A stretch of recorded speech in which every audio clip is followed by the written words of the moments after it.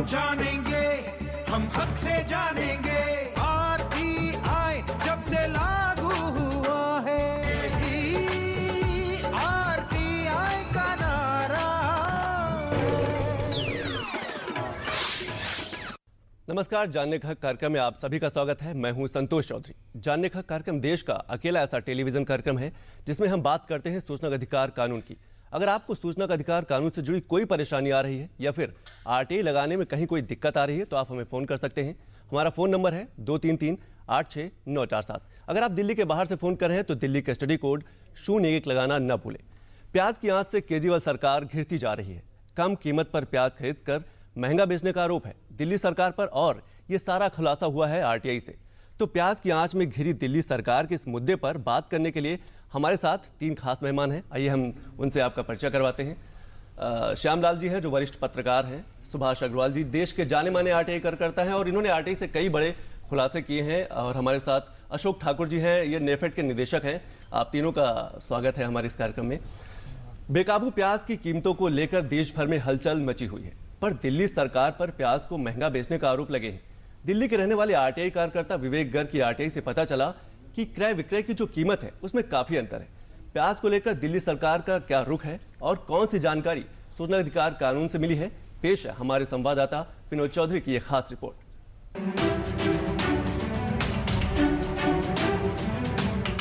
दिल्ली की सियासत में प्याज ने समय समय पर बड़ी भूमिका निभाई है।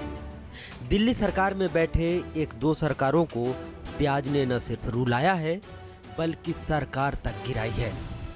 दिल्ली में एक बार फिर प्याज सुर्खियों में है। आरोप है कि दिल्ली सरकार ने प्याज खरीद और वितरण में गड़बड़ी की है। दिल्ली के आरटीआई कार्यकर्ता विवेक गर्ग ने आरटीआई से जानकारी जुटाई है और दिल्ली के मुख्यमंत्री से कुछ सवाल पूछे हैं। कई सवाल हैं, जैसे 5000 मीट्रिक टन का जो ऑर्डर था, इन्होंने गुपचुप तरीके से उसको घटाकर 2500 टन क्यों कर दिया? क्या ये जमाखोरों को बढ़ावा देने के लिए, जमाखोरों की मदद करने के लिए ऑर्डर को घटाया गया जिससे जनता को महंगा प्याज मिला? दूसरा, जब नेफेड इनको सस्ता प्याज दे रही थी, इन्होंने क्यों नहीं लिया? केंद्र सरकार इनको 7.5 करोड़ रुपए की मदद दे रही थी तो इन्होंने क्यों नहीं ली? तो ऐसे कई सवाल जो हमने केजरीवाल, टेंडर क्यों नहीं कॉल किया, जैसे क्यों नहीं टेंडर इन्होंने कॉल किया? ओपन बिडिंग करते, भले ही कोई भी सरकारी विभाग हो या कुछ भी हो, अगर एक प्रोडक्ट के कई विभाग सप्लायर भी है तो स्टेट गवर्नमेंट तो चाहेगी ना उसको लोएस्ट प्राइस पे मिले ताकि जनता को भी लोएस्ट प्राइस में मिले। उन्हें टेंडर क्यों नहीं कॉल करा? आरटीआई से सूचना निकालकर विवेक गर्ग ने दावा किया है कि दिल्ली सरकार ने प्याज माफियाओं को फायदा पहुंचाया है। गर्ग ने इसकी शिकायत एंटी करप्शन ब्यूरो यानी एसीबी से की है। शिकायत पर कार्रवाई करते हुए भ्रष्टाचार निरोधी शाखा ने दिल्ली सरकार द्वारा प्याज की खरीद और बिक्री में कथित गड़बड़ियों की जांच का आदेश दिया है। दिल्ली सरकार ने इन आरोपों को बेबुनियाद बताया है कि उसने सस्ती कीमत पर प्याज खरीदा और मुनाफा लेकर जनता को बेचा है, जबकि आरटीआई कार्यकर्ता ने आरटीआई से मिले जवाब का हवाला देकर दिल्ली सरकार पर सवाल उठा रहे हैं।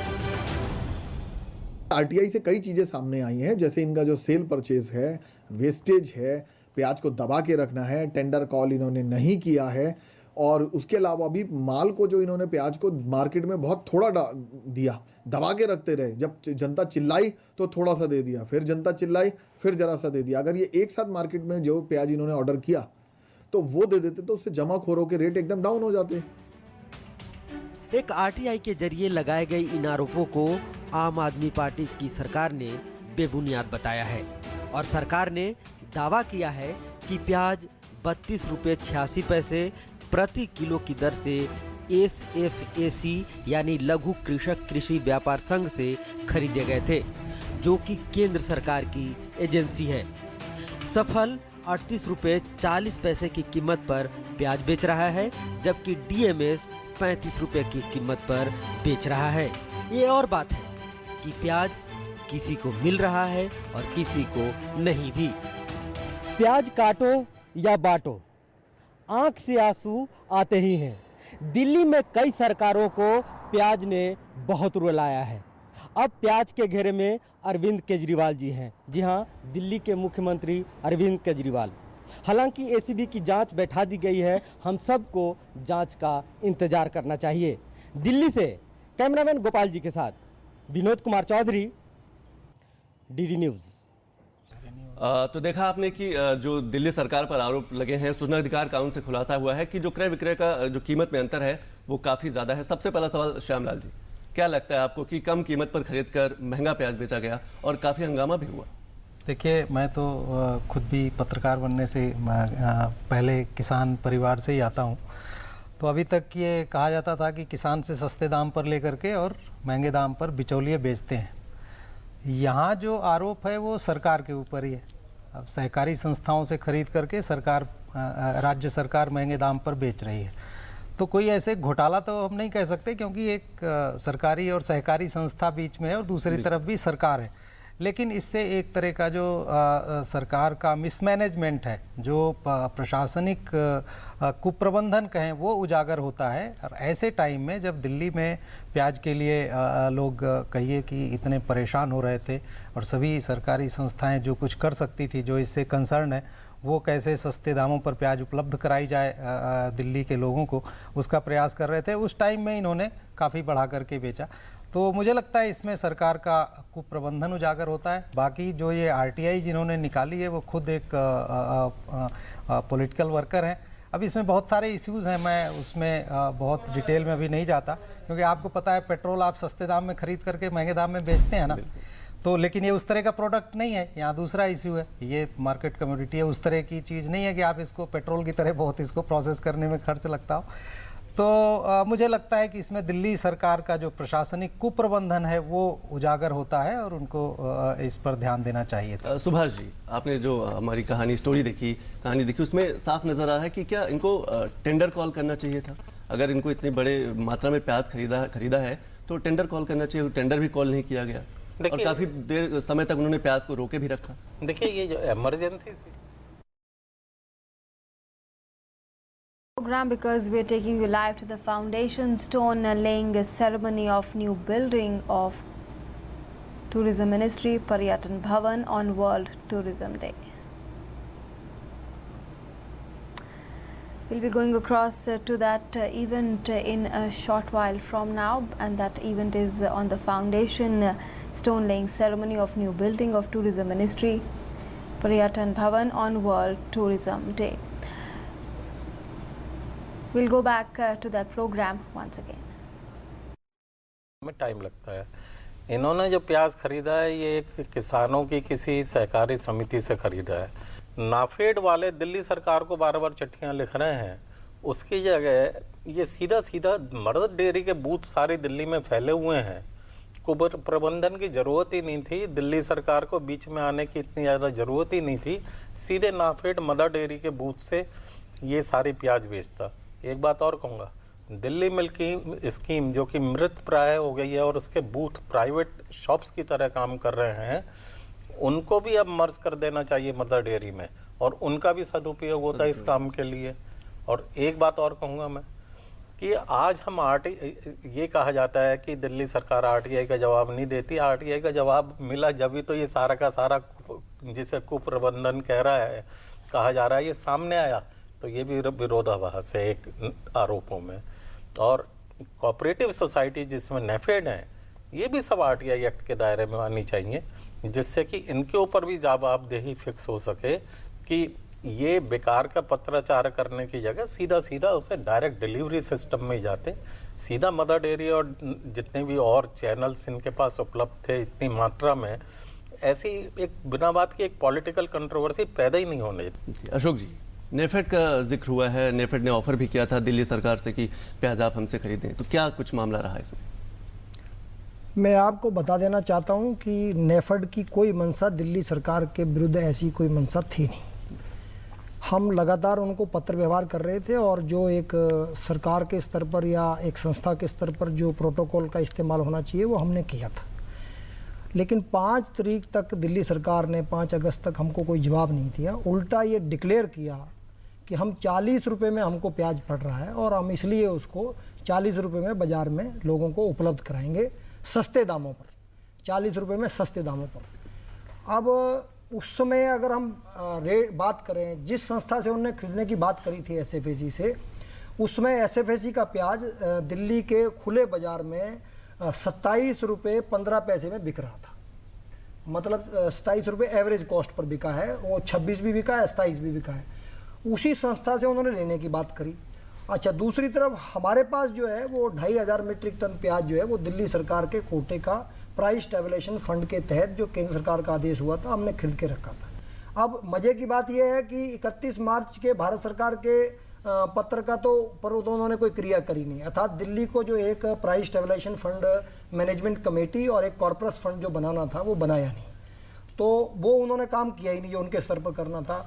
और हमारे पत्र जाने के बाद उसका भी उन्होंने कोई जवाब नहीं दिया। पहला 13 अप्रैल को दिया, फिर हमने रिमाइंडर 18 जून को भेजा, फिर हमने 24 जुलाई को हमने भी पत्र लिखा और भारत सरकार ने भी उनको पत्र लिखा, परंतु उनका कोई जवाब नहीं आया। और 5 अगस्त को अचानक उन्होंने जब डिक्लेयर किया तो मैंने फिर ये कहा कि जब आप कह रहे हैं कि आपको 40 रुपये में प्याज पड़ रहा है, जो संभवतः मुझको पड़ता दिखाई नहीं दे रहा था किसी भी तरह से, तब मेरे मन में संशय आया और मैंने एक स्टेटमेंट दी थी कि भाई दिल्ली सरकार ये गलत कर रही है और जब प्याज सस्ता हमारे पास उपलब्ध है और हमसे ले सकते हैं, और वो उस समय अगर हमसे लेते जुलाई के महीने में तो 25 से 26 रुपये में उनको दिल्ली में पड़ रहा था। अशोक जी, हम ये जानना चाहेंगे कि जो SFAC है और नेफेड, इसमें कीमत में कितना अंतर आ रहा था?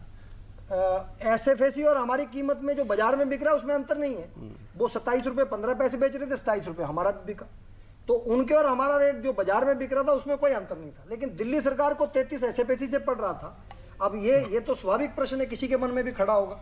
अब भी जो वो जवाब दे रहे हैं। दूसरी बात मुझको ये कहना है कि दिल्ली सरकार के मन में प्रथम दृष्टिया ही कहीं ना कहीं कुछ दिमाग में उनके गलत था, क्योंकि अगर उन्होंने प्याज SFAC से ले लिया था तो उसकी वो सूचना हमको दे सकते थे।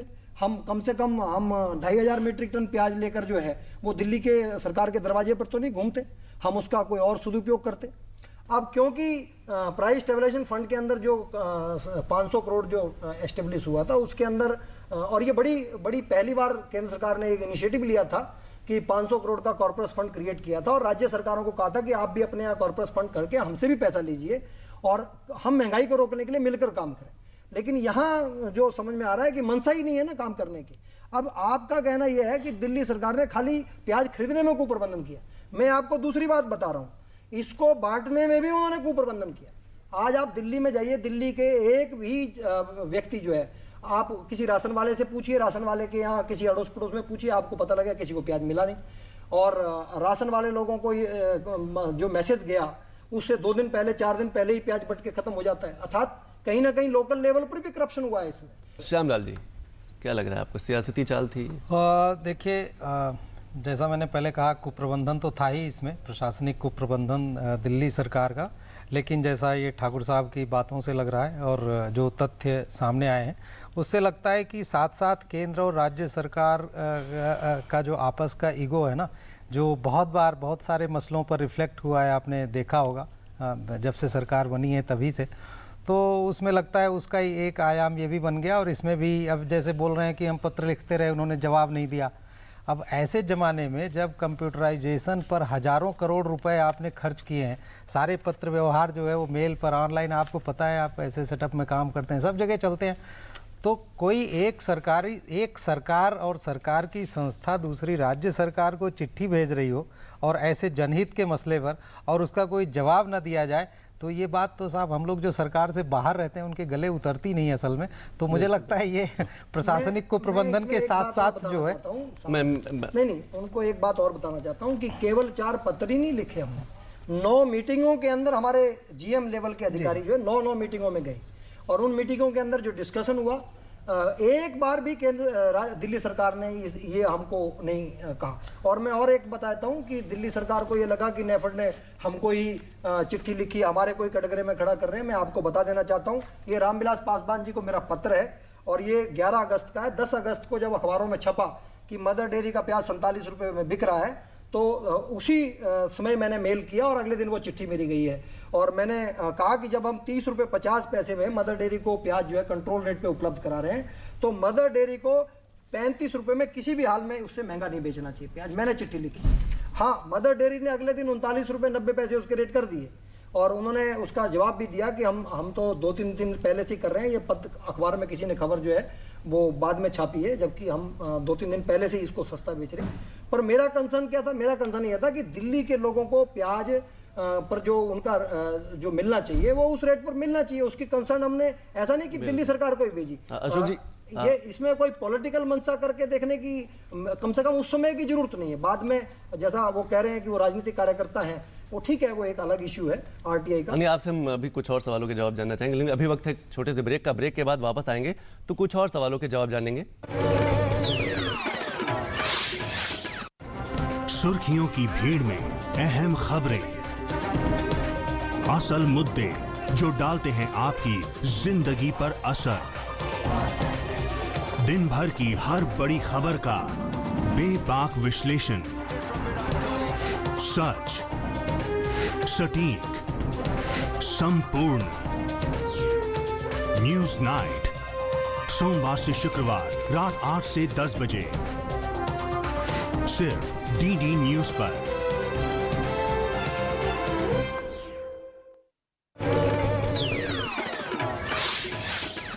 ब्रेक के बाद आप सभी का स्वागत है। Subhash ji, media, social media, एक पोस्टर भी देखा गया है कि जिसमें लिखा हुआ है कि नहीं इसमें केजरीवाल टैक्स, तो क्या कहना है आपका?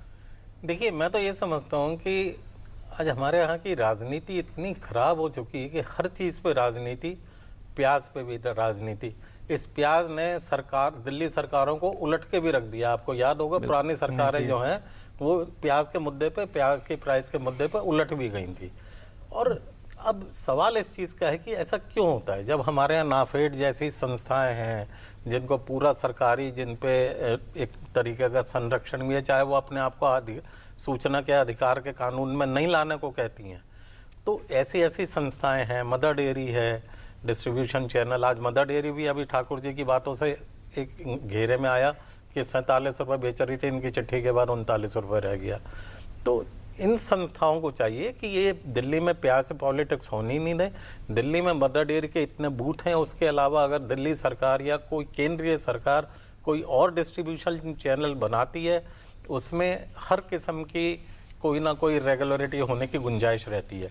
चाहिए ये है कि इतना बात को बढ़ाना नहीं चाहिए। नाफेड को मदर डेयरी जैसी संस्थाओं के माध्यम से सीधे सीधे प्याज को एक खुली मात्रा में बेचना चाहिए। लेकिन सुभाष जी, कहीं ना कहीं कुछ अनियमितता तो है, तभी एसीबी जांच गठित की गई, 5 सदस्यीय जांच गठित की गई है। दिल्ली सरकार ने कहा कि हम जांच में सहयोग करें, कहीं ना कहीं कुछ गड़बड़ तो है। गड़बड़ तो है। जब भी एसीबी पे मामला गया की बात का एक जवाब देना चाहता हूँ।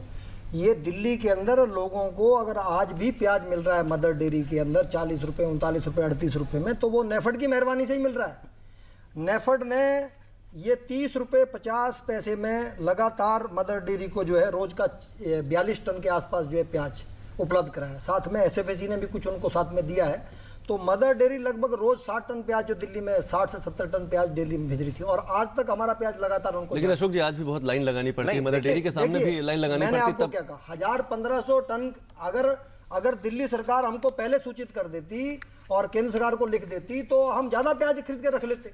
लेकिन जब उन्होंने कहा कि हमने 5000 से ज्यादा मीट्रिक टन प्याज रखा है, तो हमको लगा कि ज्यादा प्याज रखने से भी सरकार का नुकसान होता बाद में, तो ये एक इम्बैलेंसिंग हो जाती। तो हमने उनकी जो स्टेटमेंट थी उसके आधार पर 2500 मीट्रिक टन हमारे पास था, और 5000 वो खुद का क्लेम कर रहे थे, लगभग 2500 जो है वो एसएफएसी ने रखा था। तो 10,000 मीट्रिक टन दिल्ली के लिए प्याज था। देखिए उसको प्लानिंग कर, देखिए मैं फिर एक तो नाफेड के जरा शब्दों में हेरफेर हो जाता है। ये नाफेड का दायित्व है, कोई मेहरबानी नहीं है कि वो प्याज उपलब्ध करा रही है। नहीं, हम रिक्वायरमेंट एजेंसी हैं। ये दायित्व है, मेहरबानी नहीं है। मेहरबानी शब्द गलत है। मैं खाली शब्दों के फेर की बात कर रहा हूँ। सबसे बड़ा सवाल ये उठता है कि सवाल इस चीज का है कि स्टेटमेंट्स के आधार पे क्यों। आज अगर नाफेड, मदर डेयरी सब आरटीआई एक्ट के दायरे में अपने आप को आ जाते, तो ये सारी चीजें कि 5000 टन दिल्ली सरकार ने कहा, स्टेटमेंट क्यों ये सब चीज़ें राइटिंग में होनी चाहिए। प्याज की किल्लत हर साल होती है, तो इसकी शुरुआत ही अच्छी तरीके से होनी चाहिए। ये खाली स्टेटमेंट्स के आधार पर नहीं होना चाहिए। नाफेड को चाहिए 10,000 मीट्रिक टन तैयार करके रखे और वो दिल्ली सरकार का उसमें से बीच में से रोल ही हटा दे, सीधा मदर डेयरी के दूध से बेचे। सुभाष जी सबसे बड़ा सवाल ये है कि चाहे मैं सुभाष जी को जानकारी दे दूं पहले। सुभाष जी, पहले एक बात बड़ी स्पष्ट होनी चाहिए, खाद्य एवं वितरण जो है वो राज्य सरकारों का विषय है। कोई भी केंद्र की एजेंसी किसी भी राज्य के अंदर सीधा लेकिन अशोक जी सबसे बड़ा सवाल उठता है, चाहे नेफेड हो, चाहे एसएफएसी हो या दिल्ली सरकार हो, परेशान कौन होता है? आम जनता को महंगा प्याज मिल रहा है, लाइन लगाना पड़ रहा है, तो दायित्व की बात होती है इसमें। नहीं, दायित्व का हम आपको कह रहे हैं कि देखिए, मेरे घर में कितना प्याज लगना है वो कम से कम उसका एक आकलन तो मुझको देना नहीं है। होमवर्क किसको करना है? राज्य सरकार को करना है। मैं आपको एक बिहार की चिट्ठी दिखाता हूँ। बिहार सरकार ने एक पत्र भेजा है अभी और उसको देखेंगे आप तो आपको हंसी आएगी। वो कहते हैं कि हम सरकारें क्या कर रही हैं बैठकर। वो हमको चिट्ठी लिख रहे हैं कि देखिए भाई, हमारे बस का तो प्याज बेचना है नहीं, हमारे पास कोई इसका तंत्र नहीं है, कोई साधन नहीं है। आप नेफेड आप आइए और आप यहाँ आकर बिहार में आप प्याज भी लाइए और प्याज बेचिए भी। अब आपको ये ध्यान में आना चाहिए कि 2 करोड़ 4 करोड़ का प्याज बेचने के लिए 2000 करोड़ का स्ट्रक्चर खड़ा करेंगे हम बिहार में, हम दुकान खड़ी करेंगे, सब कुछ करेंगे। वो कैसे बेचना होता है? राज्य सरकार के पास अपना तंत्र है। हम प्याज प्रोक्योरमेंट एजेंसी हैं।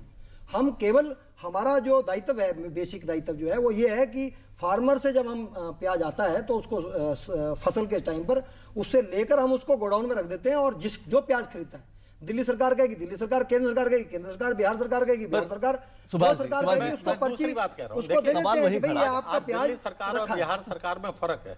मैं कहता हूँ इसे पॉलिटिकल इशू बनाइए ही नहीं ना। दिल्ली पूर्ण राज्य नहीं है, यहाँ पे केंद्र राज्य का दायित्व बहुत हद तक है। तो इसमें नाफेड जो है, मदर डेयरी भी एक केंद्रीय संस्था। एक सेकंड, वो भी एक केंद्रीय हिसाब से हमको क्या करना चाहिए? मेरे हिसाब से ये करना चाहिए। हम पत्र लिख सकते हैं, हम मीटिंग में जा सकते हैं, हम आग्रह कर सकते हैं, कुछ नहीं लिखिए। व्यक्तिगत स्तर पर टोटल दायित्व प्याज की सप्लाई का नाफेड के ऊपर छोड़ दिया जाए और उसका जो सप्लाई लाइन है वो मदर डेयरी के माध्यम से कर दिया जाए। किससे ही खत्म कर दिया है दिल्ली सरकार ने। एक जानकारी और दे दूं, मदर डेयरी प्राइवेट लिमिटेड है, आपकी जानकारी के लिए। मेरी जानकारी में सब कुछ है, हम उसके आरटीआई एक्ट में लाने की कोशिश कर रहे हैं। अशोक जी, आरटीआई के दायरे में क्यों नहीं? हम उसको कैसे? यही तो मैं कह रहा हूं कि एक ये भी सवाल उठता है कि अगर नेफेड प्राइवेट लिमिटेड है तो आरटीआई के दायरे में क्यों नहीं है? सूचना अधिकार कानून से क्यों नेफेड अपने आप को क्यों बचाव करती है? फेडरेशन कोऑपरेटिव संस्थाओं की फेडरेशन है और वो कोऑपरेटिव एक्ट के तहत है। उसमें रजिस्ट्रार, आप समझिए इस बात को, रजिस्ट्रार कोऑपरेटिव से आप आरटीआई के माध्यम से सब जानकारी ले सकते हैं जो आपको नेफेड से चाहिए। लेकिन नेफेड क्योंकि federation of the cooperative institutions है और वो देश के संविधान के तहत उसको आरटीआई के दायरे में नहीं रखा गया, उसके अलग कारण है उनका। यहाँ पर हम अगर एक्सप्लेनेशन करेंगे तो बहुत लंबा इशू हो जाएगा। श्यामलाल जी, आपको क्या लगता है, चाहे दिल्ली सरकार हो, नेफेड हो, एसएफएसी हो, सवाल वही है कि परेशान जनता हो रही है, जिम्मेदारी किसकी बनती है? तो असल में क्या है, थोड़ी थोड़ी जिम्मेदारी सबकी है। और मैं इस बहस में, सुनिए, मैं ये राजनीतिक बहस में नहीं पड़ता क्योंकि मैं पत्रकार हूं, लेकिन जैसा ठाकुर साहब कह रहे हैं, नेफेड, असल में बहुत लड़ाई हुई इसके लिए कि नेफेड को आरटीआई एक्ट में आना चाहिए। वो भी एक बड़ी बहस है, अब यहाँ पर उसका ये नहीं है। लेकिन मेरी भी राय ये है कि नेफेड जैसी संस्थाओं को सबको आरटीआई एक्ट में होना चाहिए, क्योंकि वो कहते हैं हम किसानों का पैसा लगाए, जनता का पैसा नहीं लगाए, हम कोऑपरेटिव हैं। तो है वो जनता का ही पैसा, चाहे उसको इधर से पकड़िए या उधर से पकड़िए। तो मेरी पर्सनल राय तो ये है। दूसरा ये कि एक आरटीआई कार्यकर्ता और एक पत्रकार के नाते मैं खुश हूँ कि किसी आरटीआई एक्टिविस्ट ने इस तरह की 2 बड़ी सरकारों के बीच में जो इस तरह का प्रॉब्लम हो रही थी और जिसकी वजह से जनता परेशान हो रही थी, उसको वो सामने लाया गया तथ्य। नहीं तो ये सब अब प्याज का धीरे धीरे संकट भी खत्म हो जाएगा और लोग भूल जाते कि लोगों ने कितना परेशानी की। तो ये that is the beauty of RTI act कि उससे ये चीज़ सामने आ रही है। वो पॉलिटिकल वर्कर हों, कोई भी हो, लेकिन 2 सरकारों के ईगो की वजह से या किसी चीज़ की वजह से जो जनता को जो त्रस्त होना पड़ा था, वो तथ्य सामने आया। इसलिए मुझे लगता है ये आपके कार्यक्रम के लिए बहुत अच्छी बात है कि ये आरटीआई एक्ट की खूबी। नटशेल में बताऊं क्या क्या होना चाहिए। हमारे केंद्रीय मंत्री नितिन गडकरी जी ने बड़े अच्छे सुझाव दिए थे, बफर स्टॉक करने का, अनियन पेस्ट बना के और उसको मार्केटिंग करने का। इन सब सुझावों पे लॉन्ग टर्म प्लानिंग और शॉर्ट टर्म प्लानिंग के तहत अमल करना चाहिए। दूसरी बात ये कि क्योंकि दिल्ली पूर्ण राज्य नहीं है, तो केंद्र सरकार इस जिम्मेवारी को नाफेड और मदर डेयरी को सौंप दे और जितनी भी ये कोऑपरेटिव सोसाइटी हैं, इनमें कभी कोई घपला नहीं हो पाए चाहे वो नाफेड हो या मदर डेयरी हो या और इफ़को बहुत सारी हैं, इन सबको कोऑपरेटिव सोसाइटीज़ या उनकी फेडरेशंस या और भी कोई संस्थाएं हैं, इनको सीधे आरटीआई एक्ट के दायरे में लाए, जिससे कि ये इस चीज़ों का कभी दुरुपयोग नहीं कर पाए। अशोक जी, लास्ट कमेंट आपका। बस एक बात और जो लोगों को पता लगनी चाहिए कि बार बार उप मुख्यमंत्री दिल्ली सरकार ने भी ये बात कही कि हमने नेफेड को पत्र लिखा कि 19 रुपये में हमको प्याज उपलब्ध करा दीजिए। ये पत्र मेरे पास है, अगर आप दिखा सकते हैं तो इसको दिखा सकते हैं। ये 6 अगस्त का पत्र है। ये हमारा बार बार कहने के बाद जब कोई जवाब नहीं आया तो उन्होंने पत्र लिखा, और पत्र में ये लिखा कि 19 रुपये हमको एक्स दिल्ली चाहिए, अर्थात हम किराया भी नहीं देंगे। तो ये जो एक एडमेंसी सरकारों के स्तर पर है, जो ये मैं समझता हूँ कि ये बड़ा दुर्भाग्यपूर्ण है कि आप नहीं लेने के बहाने ढूंढना, ये गलत है। आप दिल्ली की जनता को सर्वोपरि रखते तो आप इन सब बातों को अलग रख देते, और एक जो ऑलरेडी एक कमोडिटी उपलब्ध थी आपके पास, आप हमारे साथ अगर वो नहीं भी लेना चाहते तो हमारे साथ बैठकर प्लानिंग करते, और दिल्ली के लोगों को कैसे बेस्ट पॉसिबल प्याज सस्ता उपलब्ध हो सकता है उस पर बात करते। राज्य, यहाँ तक कि जब इन्होंने ये चिट्ठी लिखी तो मैंने उपराज्यपाल जी को भी चिट्ठी लिखी और उनसे पर्सनली मिला। उन्होंने भी चिट्ठी लिखी दिल्ली सरकार को कि भाई आप आपस में आप अगर कहें तो राज्यपाल हस्तक्षेप करने को तैयार है, एक मीटिंग करा सकते हैं। लेकिन दिल्ली सरकार तो किसी स्तर पर उस तैयार ही नहीं थी, जैसे एक कसम खा रखी थी कि भाई हमने तो बस जो हमारे मन में वही करना है, दिल्ली की जनता मरती रहे या बाकी लोग कुछ करें, संस्थाएं कहाँ जाएं, केवल जवाब देना नहीं, जिम्मेदारी निर्वाह करना पड़ी। आखिरी सवाल आपसे, आरटीआई से एक बड़ा